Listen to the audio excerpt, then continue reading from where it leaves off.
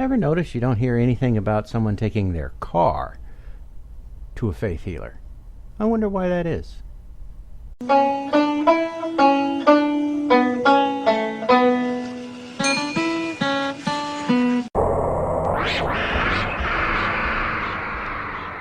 poor! Hey, poor! Hey, poor! You don't have to be poor anymore! Jesus is here! The loudspeaker spoke up and said, Christianity is stupid.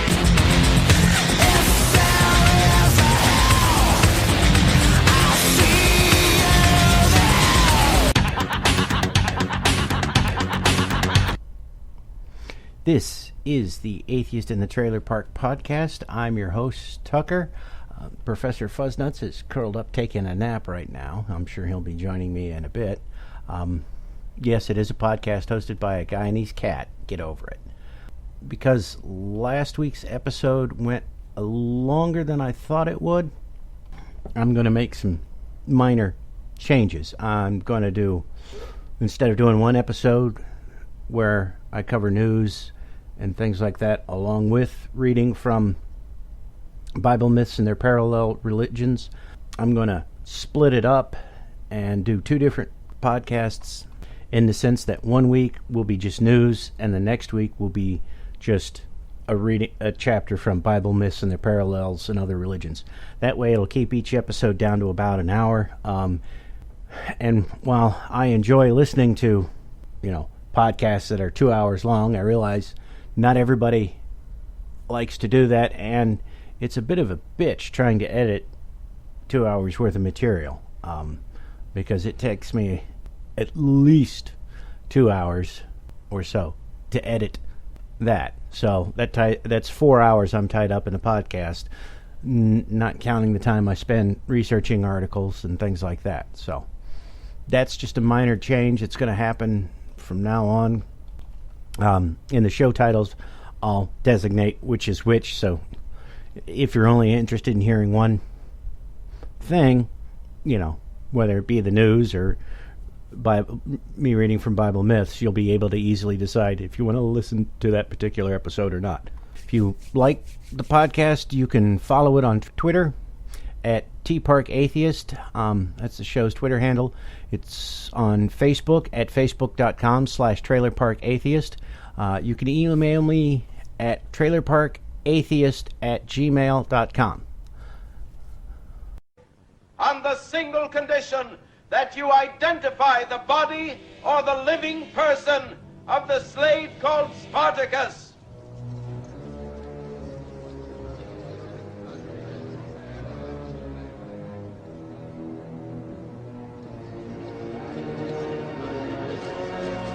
I'm Spartacus! I'm Spartacus! I'm Spartacus! I'm Spartacus! I'm Spartacus! I'm Spartacus! I'm Spartacus! I'm Spartacus! Let's get to the Bible myths. This is chapter 3, the Tower of Babel. We are informed that, at one time, the whole earth was of one language and of one speech. And it came to pass. And I just want to interject here. Those of you who are listening to my Book of Mormon podcast will know that whenever he reads, and it came to pass, you're supposed to take a drink. So that's probably the only time you'll get to take one for that phrase in this podcast. And I just had to mention it. And it came to pass as they, the inhabitants of the earth, journeyed from the east, that they found a plain in the land of Shinar, and they dwelt there. And they said to one another, Go to, let us make brick, and burn them thoroughly. And they had brick for stone, and slime they had for mortar. And they said, Go to, let us build a city, and a tower, whose top may reach unto heaven, and let us make us a name, lest we be scattered abroad upon the face of the whole earth. And the Lord came down to see the city and the tower, which the children of men builded. And the Lord God said, Behold, the people is one, and they all have one language. And this they begun to do, and now nothing will be restrained from them, which they have imagined to do. Go to, let us go down, and there confound their language, that they may not understand one another's speech. So the Lord scattered them abroad from thence upon the face of all the earth, and they left off to build the city. Therefore it is the name of it called Babel, because the Lord did there confound the language of all the earth, and from thence did the Lord scatter them abroad upon the face of all the earth. Such is the scripture account of the origin of languages, which differs somewhat from the ideas of Professor Max Mueller and other philologists. Bishop Colenso tells us, the story of the dispensation of tongues is connected by the Jehovistic writer with the famous unfinished temple of Belus, of which probably some wonderful reports had reached him. The derivation of the name Babel from the Hebrew word babal, confound, which seems to be the connecting point between the story and the Tower of Babel, is altogether incorrect. Source, the footnote is the Pentateuch Examined, Volume 4, page 268. The literal meaning of the word being house, or court, or gate of bell, or gate of God. So, Stargate. John Fiske confirms this statement by saying, the name Babel, B-A-B-E-L, is really Bab-il, B-A-B-I-L, or the gate of God. But the Hebrew writer erroneously derives the word from the root Babal, B-A-B-A-L, to confuse, and hence arises the mystical explanation that Babel was a place where human speech became confused. Footnote, Myths and Mythmakers, page 72. See also Encyclopedia Britannical article, Babel. Wow. Reference to an encyclopedia. There's some dead tech, huh? The wonderful reports that reached the Jehovistic writer who inserted this tale into the Hebrew sculptures were from the Chaldean account of the confusion of tongues. It is related by Berosus as follows. The first inhabitants of the earth, glorifying in their strength and size, and despising the gods, undertook to raise a tower whose top should reach the sky in the place where Babylon now stands. But when it approached the heavens, the winds assisted the gods and overthrew the work of the contrivers, and also introduced a diversity of tongues among men, who, till that time, had all spoken the same language. The ruins of this tower are said to still be in Babylon. Footnote quoted by Reverend S. Baring Gould, Legends of the Patriarchs, page 147. See also Smith, Chaldean Account of Genesis, page 48, and Volney's Researches in Ancient History, page 130 to 131. Josephus, the Jewish historian, says that it was Nimrod who built the tower, that he was a very wicked man, and that the tower was built in case the Lord should have a mind to drown the world again. He continues his account by saying that when Nimrod proposed building He continues his account by saying that when Nimrod proposed the building of this tower, the multitude were very ready to follow the proposition, as they could then avenge themselves on God for destroying their forefathers. And they built a tower, neither sparing any pains nor being in any degree negligent about the work. And by reason of the multitude of hands employed on it, it grew very high, sooner than anyone could expect. It was built of burnt brick, cemented together with mortar made of bitumen, that it might not be liable to admit water. When God saw that they had acted so madly, he did not resolve to destroy them utterly, since they were not grown wiser by the destruction of the former sinners, but he caused a tumult among them by producing in them diverse languages, and causing that through the multitude of those languages they should not be able to understand one another. The place where they built the tower is now called Babylon.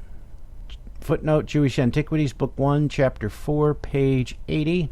The tower in Babylonia, which seems to have built a foundation for the legend of the confusion of tongues to be built upon, was evidently originally built for astronomical purposes. Footnote, Diodorus, Diodorus, states that the great tower of the temple of Belus was used by the Chaldeans as an observatory. Smith's Bible Dictionary, Art Babel. I guess that's article, A-R-T. This is clearly seen from the fact that it was called the Stages of the Seven Spheres. Footnote 2. The Hindus had a sacred Mount Meru, the abode of the gods. This mountain was supposed to consist of 7 stages, increasing in sanctity as they ascended. Many of the Hindu temples, or rather altars, were studied transcripts of the sacred Mount Meru. That is, they were built, like the Tower of Babel, in 7 stages. Within the upper dwelt Brahman. See Squire's Serpent Symbol, page 107. Herodotus tells us that the upper stage of the Tower of Babel was the abode of the god Belus. This is clearly... Okay. Okay. I'm found where I am now. And that each one of these stages was consecrated to the Sun, Moon, Saturn, Jupiter, Mars, Venus, and Mercury. Footnote. The Pentateuch examined. Okay. Nebuchadnezzar says of it in his Cylinders, the building named the stages of the 7 spheres, which was the Tower of Borsippa, B-O-R-S-I-P-P-A, Babel, had been built by a former king. He had completed 42 cubits, but he did not finish its head. From the lapse of time, it had become ruined. They had not taken care of it. They had not taken care of the exits of the waters, so the rain and wet had penetrated into the brickwork. The casing of burnt brick had bulged out, and the terraces of crude brick lay scattered in heaps. Merodach, my great lord, inclined my heart to repair the building. I did not change its site, nor did I destroy its foundation, but in a fortunate month and upon an auspicious day I undertook the rebuilding of the crude brick terraces and burnt brick casing, and so on and so on. Footnote. Rawlinson's Herodotus, Volume 2, page 484. Back to the main text. There is not a word said here in these cylinders about the confusion of tongues, nor anything pertaining to it. The ruins of this ancient tower being there in Babylonia, and the legend of how the gods confused the speech of mankind also being among them, it was very convenient to point to these ruins as evidence that the story was true, just as the ancient Mexicans pointed to the ruins of the Tower of Cholula, C-H-O-L-U-L-A, as evidence of the truth of the similar story which they had among them. And just as many nations pointed to the remains of aquatic animals on the tops of mountains as evidence of the truth of the deluge story. The Armenian tradition of the confusion of tongues was to this effect. The world was formerly inhabited by men with strong bodies and huge size, giants. These men, being full of pride and envy, they formed a godless resolve to build a high tower. But whilst they were engaged on the undertaking, a fearful wind overthrew it, which the wrath of God had sent against it. Unknown words were at the same time blown about among them, wherefore arose strife and confusion. Footnote, Legends of the Patriarchs, pages 148, 149. The Hindu legend of the confusion of tongues is as follows. There grew in the center of the earth world tree... Wait. I kind of screwed that up. Here we go. The Hindu legend of the confusion of tongues is as follows. There grew in the center of the earth the wonderful world tree, or the knowledge tree. It was so tall that it reached almost to heaven. It said in its heart, I shall hold my head in heaven and spread my branches all over the earth, and gather all men together under my shadow, and protect them and prevent them from separating.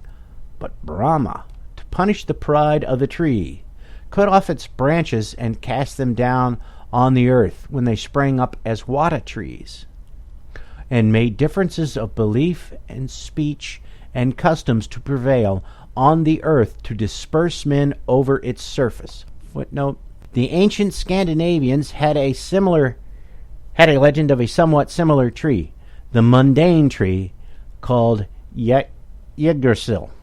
Yggdrasil, you know what I'm talking about, was in the center of the earth. Its branches covered over the surface of the earth, and its top reached to the highest heaven. See Mallett's Northern Antiquities. Back up to the main text. Traces of a somewhat similar story have also been met with among the Mongolian Tharis in the north of India, and, according to Dr. Livingston, among the Africans of Lake Nagano. The ancient Estonians had a similar myth which they called the cooking of languages. So also had the ancient inhabitants of the continent of Australia. The story was found among the ancient Mexicans and was related as follows. There, those with their descendants who were saved from the deluge which destroyed all mankind, excepting the few saved in the ark, resolved to build a tower which would reach to the skies. The object of this was to see what was going on in heaven, and also to have a place of refuge in case of another deluge. Footnote 5. Higgins, Anaclipsis, Volume 2, page 27. Back to the main text. The job was superintended by one of the 7 who were saved from the flood. Footnote. Brinton, Myths of the New World, page 204. He was a giant called Zelhua, Xelhua, surnamed the Architect. Zelhua ordered bricks to be made in the province of Tlamaco, Tlamanalco, at the foot of the Sierra of Cotcal, Cocotl, and to be conveyed to Cholula, Cholula, where the tower was to be built. For this purpose, he placed a file of men reaching from the Sierra to Cholula, who passed the bricks from hand to hand. Footnote. Humboldt, American Researches, Volume 1, page 96. The gods beheld with wrath this edifice, the top of which was nearing the clouds, and were much irritated at the daring attempt of Zelhua. They therefore hurled fire from heaven upon the pyramid, which threw it down and killed many of the workmen. The work was then discontinued, as each family interested in the building of the tower received a language of their own, and the builders could not understand one another. Dr. Delitzsch must have been astonished upon coming across this legend, for he says, actually, the Mexicans had a legend of tower building as well as a flood. Zelhua, one of the 7 giants rescued from the flood, built the Great Pyramid of Cholula in order to reach heaven, until the gods, angry at his audacity, threw fire upon the building and broke it down, whereupon every separate family received a language of its own. Footnote quoted by Bishop Colenso, The Pentateuch Examined, Volume 4, page 272. The ancient Mexicans pointed to the ruins of a tower at Cholula as evidence of the truth of their story. This tower was seen by Humboldt and Lord Kingsborough and described by them. Footnote, Humboldt, American Researches, Volume 1, page 97, Lord Kingsborough, Mexican Antiquities. Okay, back to the main text. We may say then, with Dr. Kalish, that most of the ancient nations possessed myths concerning impious giants who attempted to storm heaven, either to share it with the immortal gods or to expel them from it. In some of these fables, the confusion of tongues is represented as the punishment inflicted by the deities for such wickedness. Footnote, Commentary on Old Testament, Volume 1, page 196. Okay, that was a relatively short chapter, so I'm going to go ahead and read chapter 4. Hopefully that'll keep it at about an hour. Chapter 4, The Trial of Abraham's Faith. The story of the trial of Abraham's faith when he is ordered by the Lord to sacrifice his only son Isaac is to be found in Genesis chapter 22, verses 1 through 19, and is as follows. And it came to pass, take a drink, guys, that God did tempt Abraham and said unto him, Abraham? And he said, Behold, here I am. And he, God, said, Take now thy son, thine only son, Isaac, whom thou lovest, and get thee into the land of Moriah, and offer him there for a burnt offering upon one of the mountains of which I will tell thee of. And Abraham rose up early in the morning, and saddled his ass, and took 2 of his young men with him, and Isaac his son, and clave the wood for the burnt offering, and rose up and went into the place which God had told him. When Abraham was near the appointed place, he said unto his young men, Abide ye here with the ass, and I and the lad will go yonder in worship, and come again to thee.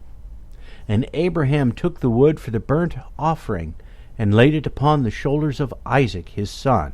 And he took the fire in his hand, and a knife, and they went both of them together. And Isaac spake unto Abraham his father, and said, Behold the fire and the wood, but where is the lamb for the burnt offering? And Abraham said, My son, God will provide himself a lamb for a burnt offering. So they went both of them together, and they came to the place where God had told him of. And Abraham built an altar there, and laid the wood in order, and bound Isaac his son, and laid him on the altar upon the wood. And Abraham stretched forth his hand, and took the knife to slay his son. And the angel of the Lord called unto him out of heaven, and said, Abraham, Abraham, lay not thine hand upon the lad, neither do thou anything unto him, for now I know that thou fearest God, and seeing that thou hast not withheld thy son, thine only son, from me. And Abraham lifted up his eyes, and looked, and behold, behind him a ram caught in a thicket by his thorns. And Abraham went and took the ram, and offered him up for a burnt offering in the stead of his son. And the angel of the Lord called unto Abraham out of heaven the second time, and said, By myself I have sworn, saith the Lord, for because thou hast done this thing, and hast not withheld thy son, thine only son, I will bless thee, and I will multiply thy seed as the stars in the heaven, and as the sand which is upon the seashore. And thy seed shall possess the gate of his enemies, and in thy seed shall all the nations of the earth be blessed, because thou hast obeyed my voice. So Abraham returned unto his young men, and they rose up and went together to Beersheba, and Abraham dwelt at Beersheba. There is a Hindu story related in the Sankhya Sutras, Sankhya Sutras, which in substance is as follows. King Harischandra, Hariscandra, had no son. He then prayed to Varuna, Varuna, promising that if a son were born to him, he would sacrifice the child to the god. Then a son was born to him called Rohita, Rohita. When Rohita was grown up, his father one day told of him of the vow he had made to Varuna, and bade him prepare to be sacrificed. The son objected to being killed and ran away from his father's house. Imagine that. For 6 years he wandered in the forest, and at last met a starving Brahmin. Him he persuaded to sell one of his sons named Sunasepha, Sunahsepha, for 100 cows. This boy was bought by Rohita and taken to Hariskandra and about to be sacrificed to Varuna as a substitute for Rohita when, on praying to the gods with verses from the Veda, he was released by them. Footnote: see Mueller's Historic Sanskrit Literature and Williams' Indian Wisdom, page 29. There was an ancient Phoenician story written by Sanchoniathon, Sanchoniathon,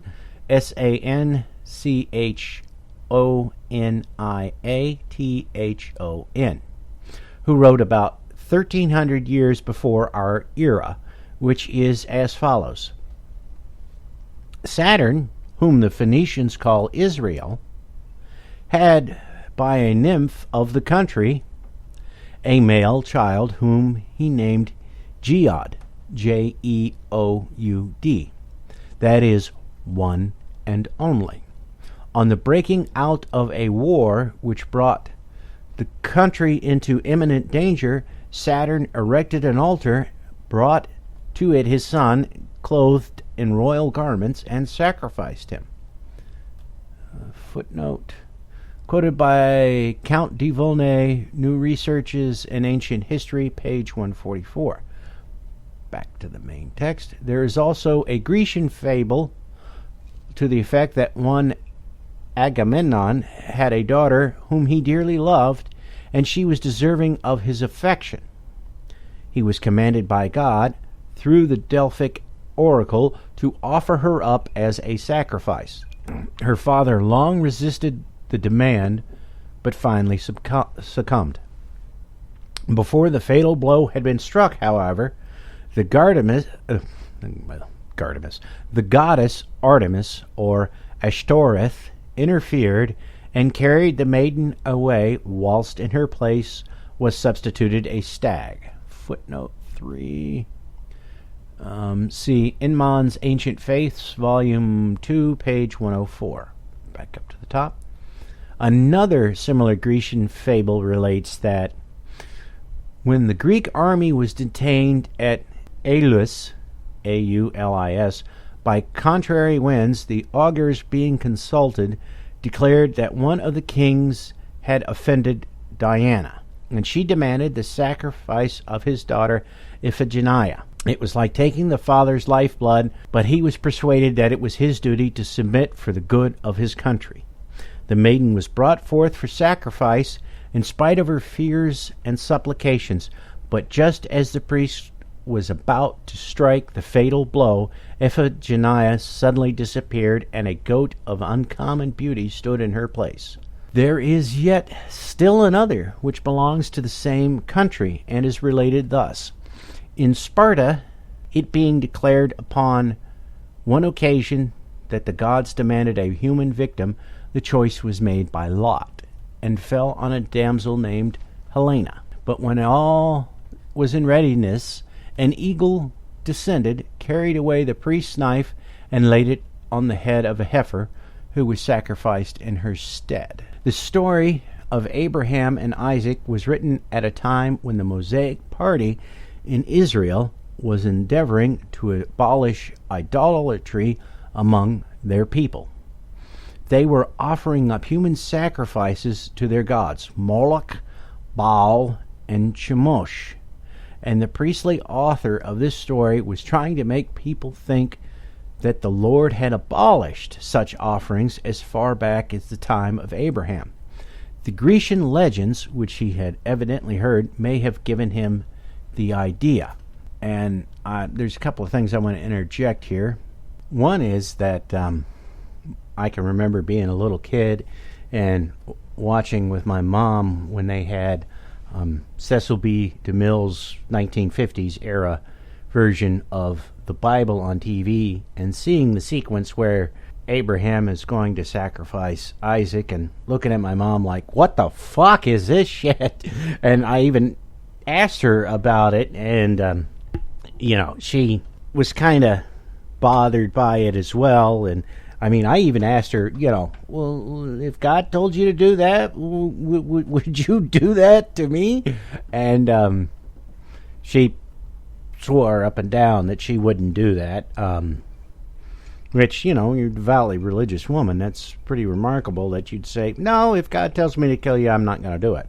And she, made some kind of comment that, well, God wouldn't do that anymore, ask people to do that anymore.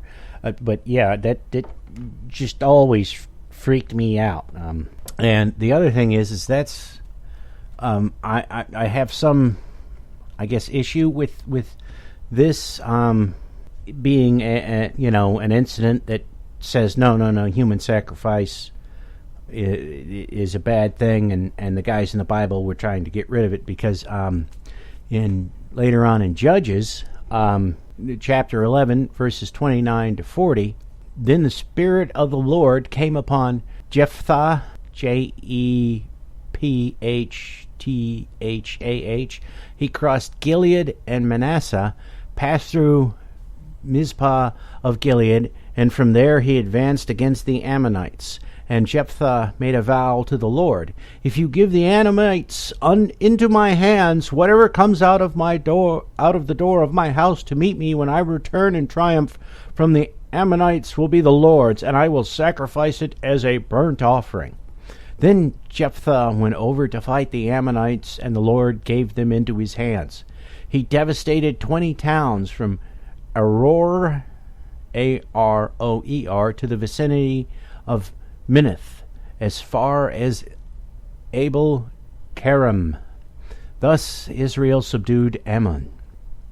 When Jephthah returned to his home in Mizpah, who should come out to meet him but his daughter, dancing to the sound of timbrels? She was an only child. Except for her, he had neither son nor daughter.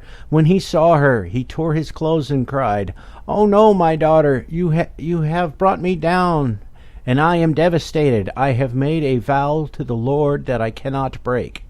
"My father," she replied, "you have given your word to the Lord.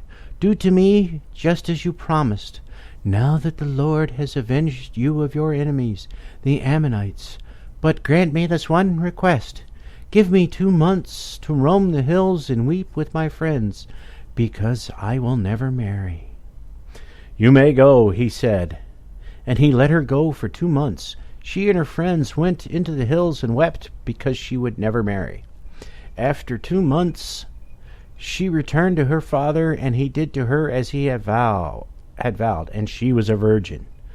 From this comes the Israelite tradition that each year the young women of Israel go out for 4 days to commemorate the daughter of Jephthah, the Gileadite. Okay, now in reading that, I'm reminded ages ago, Mad Magazine did a spoof of the Oscars, and they had it was a movie called Dragon Slayer came out, and the premise, spoiler alert, of part of the film of Dragon Slayer was that one of the characters, whom you thought was a boy, was really a girl disguising herself as a boy, because they were sacrificing virgins to the dragon to keep him from burning the village. And so they're doing this spoof of the Oscars, and they show that character walking down the red carpet, and somebody asking her why she's dressed as a little boy, and she explains, and their response is, You know, there's another way to do that. Come on over to my apartment afterwards and I'll show you. I mean, seriously, if, as I don't think is unreasonable to assume, since religious people have fetishes about virgins, that the only way she would have made a good sacrifice was to, be a virgin, then while she's out going around for 2 months, get plowed by somebody and, well, you're no longer. And, she's supposedly an important woman, but she's not named. I'm reading, rereading this, and she's described as daughter. Her father calls her my daughter. Doesn't say her name. She doesn't say, it says, my father, she replied. It doesn't say what her name is. It just gives the pronouns she and her and she. And it says, from this comes the Israelite tradition that each year the young women of Israel go out for 4 days to commemorate the daughter of Jephthah the Gileadite.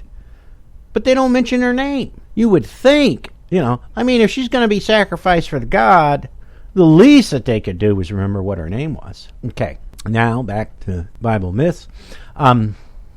Human offerings to the gods were at one time almost universal. In the earliest ages, the offerings were simple, and such as shepherds and in the earliest ages, the offerings were simple, and such as shepherds and rustics could present. They loaded the altars of the gods with the first fruits of their crops and the choicest products of the earth. Afterwards, they sacrificed animals. When they had once laid it down as a principle that the effusion of the blood of these animals appeased the anger of the gods, and that their justice turned aside upon the victims those strokes which were destined for men, their great care was for nothing more than to conciliate their favor by so easy a method. It is the nature of violent desires and excessive fear to know no bounds, and therefore, when they would ask for any favor which they ardently wished for, or would depreciate some public calamity which they feared, the blood of animals was not deemed a price sufficient, but they began to shed that of men. It is probable, as we have said, that this barbarous practice was formerly almost universal, and that it is of very remote antiquity. In time of war, the captives were chosen for this purpose, but in time of peace, they took the slaves. The choice was partly regulated by the opinion of the bystanders and partly by lot.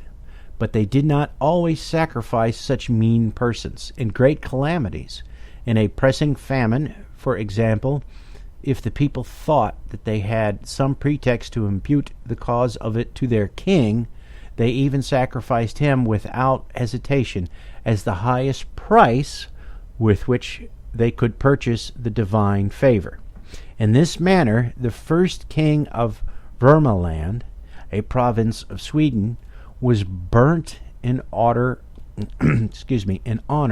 of Odin, the supreme god, to put an end to a great dearth, as we read in the history of Norway. The kings, in their turn, did not spare the blood of their subjects, and many of them even shed that of their children. Eric Haakon of Norway offered his son in sacrifice to obtain of Odin the victory over the Jomsburg pirates. Eun, A-U-N, king of Sweden, devoted to Odin the blood of his 9 sons to prevail on that god to prolong his life. Some of the kings of Israel offered up their firstborn sons as a sacrifice to the god Baal or Moloch. The altar of Moloch reeked with blood. Children were sacrificed and burned in the fire to him, while trumpets and flutes drowned their screams, and the mothers looked on and were bound to restrain their tears.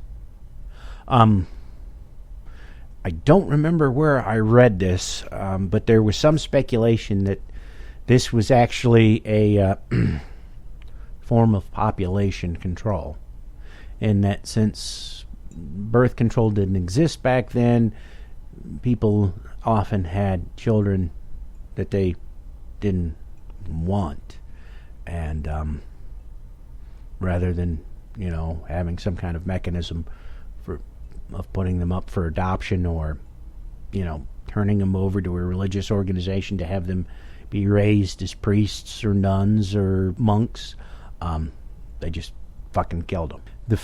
Okay, back to the text. The Phoenicians offered to the gods in times of war and drought the fairest of their children. The books of Sanchoniathon, Sanchoniathon, and Biblion Philo, Byblian, are full of accounts of such sacrifices. In Byblos, Byblos, boys were immolated to Adonis, and on the founding of a city or colony, a sacrifice of a vast number of children was solemnized in the hopes of thereby averting misfortune from the new settlement. The Phoenicians, according to Eusebius, yearly sacrificed their dearest and even their only children to Saturn. The bones of the victims were preserved in the temple of Moloch in a golden ark, which was carried by the Phoenicians with them to war.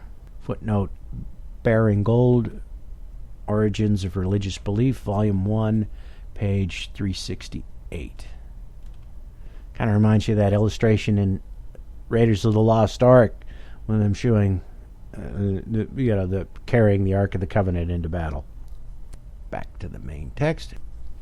Like the Fijians of the present day, those people considered their gods as beings like themselves. They loved and they hated. They were proud and revengeful. They were, in fact, savages like themselves. If the eldest born of the family of Athamas, Athamas, entered the temple of the Laphasian Jupiter, Laphystion, at Alos in Achaia, he was sacrificed, covered with garlands like an animal victim. The offering of human sacrifices to the sun was extensively practiced in Mexico and Peru before the establishment of Christianity. Okay, that's it for that chapter. Okay, and we're sitting at about 40 minutes, but I checked the next chapter. It's about 6 pages long, so I think I'll go ahead and read that, and then we'll wrap it up, because I'm sure by the time I edit it down, it'll be, I'll chop out at least 10 minutes, maybe 5-10 minutes, something like that. Anyways, chapter 5, Jacob's vision of the ladder. In the 28th chapter of Genesis, we are told that Isaac, after blessing his son Jacob, sent him to Paddan Aram, Paddan-Aram, to take a daughter of Laban's, his mother's brother, to wife. Jacob, obeying his father, went out from Beersheba, where he dwelt, and went towards Haran. And he lighted upon a certain place, and tarried there all night, because the sun was set. And he took of the stones of the place, and put them for his pillow, and lay down in that place to sleep. And he dreamed, and behold, a ladder set upon the earth, and the top of it reached to heaven. And he beheld the angels of God ascending and descending on it. And behold, the Lord stood above it and said, I am the Lord God of Abraham thy father, and the God of Isaac, the land whereon thou liest. To thee I will give it, and to thy seed. And Jacob awoke out of his sleep, and said, Surely the Lord is in this place, and I know it not. And he was afraid, and said, How dreadful is this place! This is none other than the house of God, and this is the gate of heaven. Why the fuck would that be horrible? If you believe in that shit, then why would it be dreadful? Anyways, back to the text. And Jacob rose up early in the morning and took the stone that he had put for his pillow and set it up for a pillar and poured oil upon the top of it. And he called the name of that place Bethel, my mother's maiden name, ironically enough. The doctrine of metempsychosis, metempsychosis,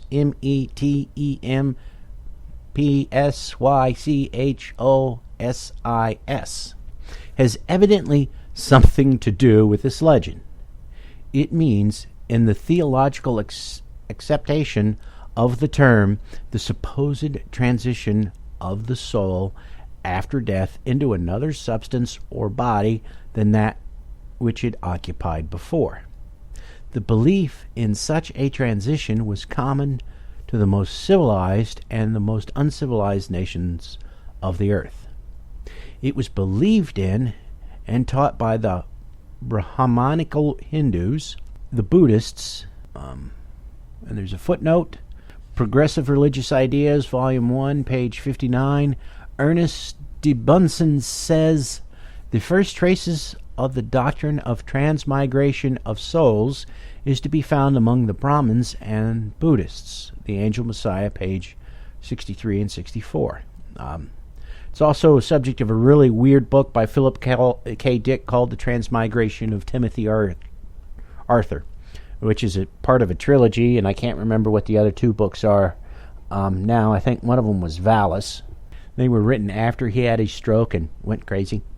Well, crazier than what he was before that. Okay, back to the text. The natives of Egypt, several philosophers of ancient Greece, the ancient Druids, the natives of Madagascar, and several tribes of Africa and North America, the ancient Mexicans, and by some Jewish and Christian sects. It deserves notice that in both of these religions, i.e., Jewish and Christian, it found adherents as well in ancient as in modern times. Among the Jews, the doctrine of transmigration, the Gilgul Neshamoth, Gilgul Neshamoth,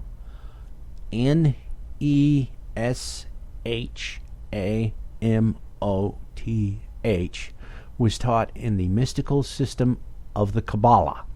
All the souls, the spiritual code of the system says, are subject to the trials of transmigration, and men do not know which are the ways of the Most High in their regard. The principle, in short, of the Kabbalah is the same as that of Brahmanism. I bet Madonna will be happy to know that. On the ground of this doctrine, which was shared in by rabbis of the highest renown, it was held, for instance, that the soul of Adam migrated into David and will come in the Messiah, that the soul of Japhet is the same as that of Simeon, and the soul of Terah migrated into Job.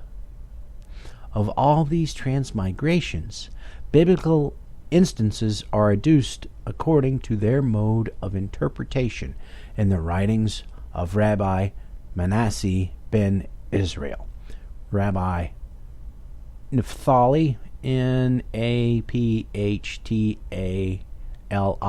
Rabbi Meir ben Gabai, Rabbi Reuben in the Jalkut Kadash, Jalkut Khadash, and other works of a similar character. The doctrine is thus described by Ovid in the language of Dryden. What feels the body when the soul expires, by time corrupted or consumed by fires? Nor dies the spirit, but new life repeats into other forms, and only changes seats. Even I, who these mysterious truths declare, was once Euphorbus in the Trojan War. My name and lineage I remember well, and how in fight by Spartan's king I fell.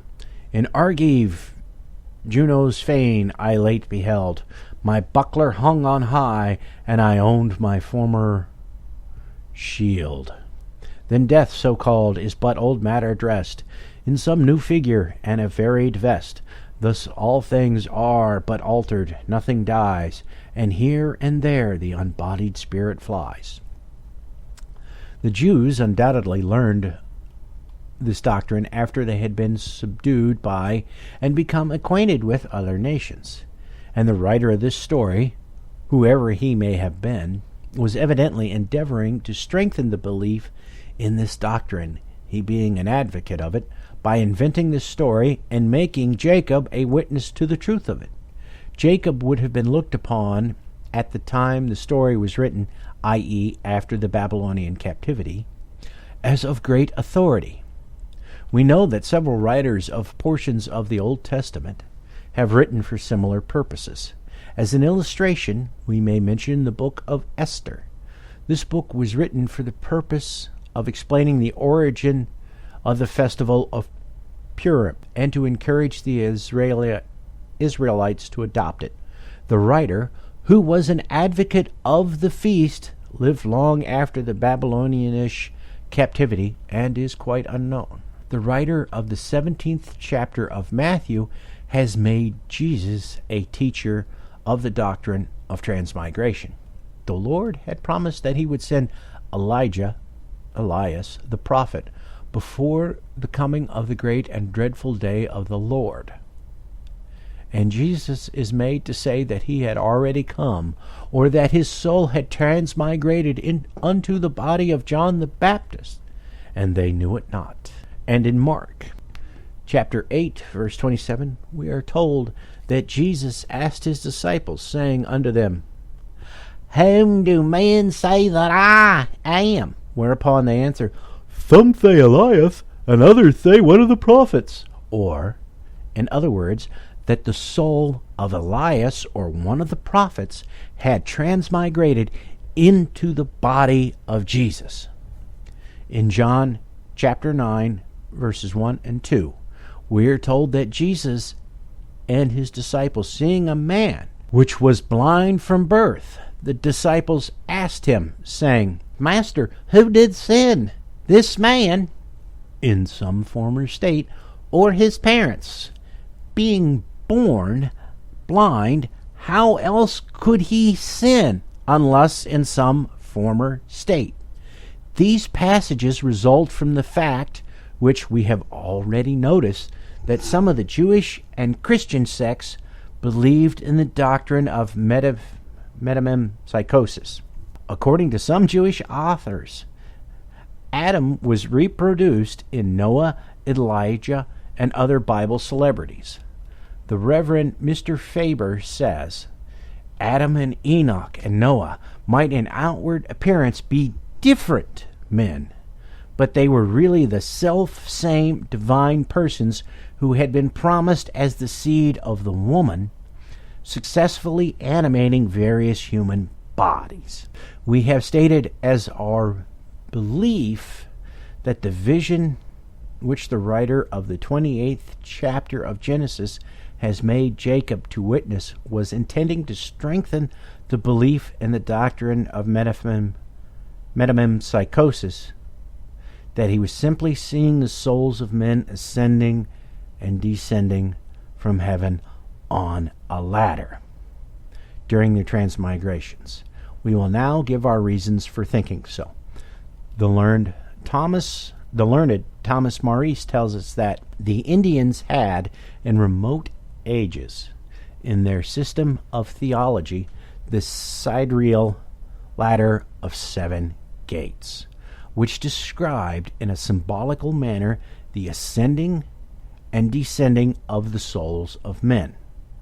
We are also informed by Origen that this descent, i.e., the descent of souls from heaven to enter some body, was described in a symbolical manner by a ladder which was represented as reaching from heaven to earth and divided into 7 stages, at each of which was figured a gate. The 8th gate was at the top of the ladder, which belonged to the sphere of the celestial firmament. And I want to remind folks, in case you forget, that one of the premises of this book is that the reason 7 is sacred is because it's the major astronomical things that people are aware of. In other words, you have the 5 planets, which could be seen with the naked eye, the sun and the moon. The souls that souls dwell in the galaxy was a thought familiar to the Pythagoreans, who gave it on their master's word that the souls that crowd there descend and appear to men as dreams. The fancy of the Manichaeans was also transferred pure souls to this column of light. Wait, I misread that. The fancy of the Manichaeans also transferred pure souls to this column of light, whence they could come down to earth and again return. Paintings representing a scene of this kind may be seen in works of art illustrative of Indian mythology. Maurice speaks of one in which he says, "The souls of men are represented as ascending and descending on a ladder according to the received opinion of the sidereal metempsychosis in Asia." Monsieur Dupuy tells us that among the mysterious pictures of the initiation in the cave of the Persian god Mithras, there was exposed to the view the descent of the souls to the earth, and their return to heaven through the 7 planetary spheres. And Count de Volney says, "In the cave of Mithra was a ladder with 7 steps, representing the 7 spheres of the planets, by means of which souls ascended and descended. This is precisely the ladder of Jacob's vision. There is in the Royal Library of France a superb volume of pictures of the Indian gods, in which the ladder is represented with the souls of men ascending it. In several of the Egyptian sculptures also, the transmigration of souls is represented by the ascending and descending of souls from heaven to earth on a flight of steps, and the souls of wicked men were supposed to enter pigs and other animals. Therefore pigs, monkeys, and so on are to be seen on the steps descending from heaven.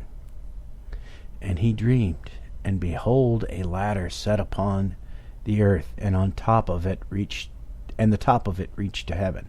And behold, the angels of God ascending and descending on it." These are the words of the sacred text. Can anything be more convincing? It continues thus: "And Jacob awoke out of his sleep, and he was afraid, and said, This is none other but the house of God, and this is the gate of heaven." And here we have the gate of heaven, mentioned by Origen in describing metempsychosis. According to the ancients, the top of this ladder was supposed to reach the throne of the Most High God. This corresponds exactly with the vision of Jacob. The ladder which he is made to see reached unto heaven, and the Lord stood above it. And Jacob rose up early in the morning, and took the stone that he had put for his pillow, and set it up for a pillar, and poured oil upon the top of it. This concluding portion of the story has evidently an allusion to phallic worship. And there's a footnote: phallic, from phallus, a representation of the male generative organs. For further information on the subject, see the works of R. Payne Knight and Dr. Thomas Inman. Back to the main text. "There is scarcely a nation of antiquity which did not set up these stones as emblems of the reproductive power of nature and worship them." Dr. Ort, speaking of this, says, "Few forms of worship were so universal in ancient times as the homage paid to sacred stones. In the history of the religion of even the most civilized peoples, such as the Greeks, Romans, Hindus, Arabs, and Germans. We find traces of this form of worship. The ancient Druids of Britain also worshipped sacred stones which were set up on end. Pausanias, Pausanias, an eminent Greek historian, says the Hermaic statue, which they venerate in Cyllene above other symbols, is an erect phallus on a pedestal. This was nothing more than a smooth, oblong stone set erect on a flat one. The learned Dr. Ginsburg, in his Life of Levita, alludes to the ancient mode of worship offered to the heavenly deity Hermes or Mercury. A Hermes, i.e., a stone, was frequently set up on the roadside, and each traveler, as he passed by, paid his homage to the deity by either throwing a stone on the heap, which was thus collected, or by anointing it. This Hermes was the symbol of phallus. Now, when we find that this form of worship was very prevalent among the Israelites, that these sacred stones which were set up were called by the heathen Baeteli, Baetyli, which is not unlike Bethel, and that they were anointed with oil, I think we have reasons for believing that the story of Jacob setting up a stone, pouring oil upon it, and calling the place Bethel has evidently an allusion to phallic worship. Allow me to be juvenile here for just a second. Wiener, wiener, wiener, wiener, wiener, wiener, wiener, wiener, wiener. Sorry, I just couldn't resist. My deity has a first name. It's Penis. My deity has a second name. It's Weiner. No, that doesn't quite work. Anyways, we got a footnote here. Let's see here. Okay, boy, this is a long one, but the next one's even longer. We read in Bell's Pantheon of the Gods and Demigods of Antiquity, under the head of Balion, Balia, or Bailito, Baelylion,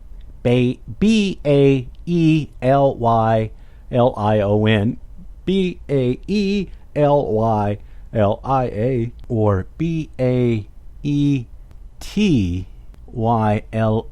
I guess it's S. The scan is kind of blurry. That they are anointed stones worshipped among the Greeks, Phrygians, and other nations of the East.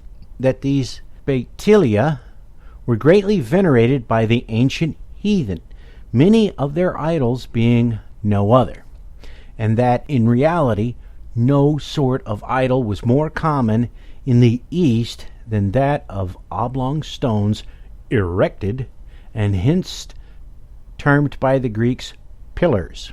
The Reverend George W. Cox, in his Aryan Mythology, Volume 2, page 113, says, the erection of these stone columns or pillars, the forms of which in most cases tell their own story, are common throughout the East, some of the most elaborate being found near Ginzi. And Mr. Wake, Phallism in Ancient Religions, page 60, says, Killin, or Kivan, Kiyun, Kivan, the name of the deity said by Amos to have been worshipped in the wilderness by the Hebrews, signifies God of the pillar, a.k.a. God of the dick.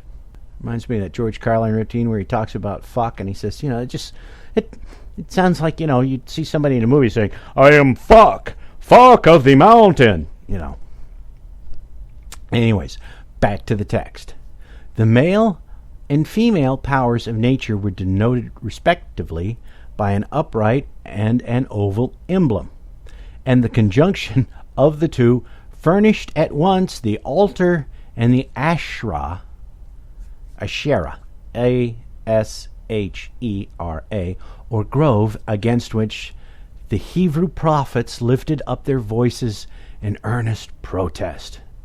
In the kingdoms, both of Judah and Israel, the rites connected with these emblems assumed their most corrupting form. Even in the temple itself stood the Asherah, or the upright emblem, on the circular altar of Baal Peor, the Priapos of the Jews. Priapism, in case you don't know, is what they're talking about when they say, if you experience an erection for more than 4 hours, please see your doctor, in the boner pill commercials. Anyways, thus reproducing the linga and yoni of the Hindu. Footnote, and this one's a long one.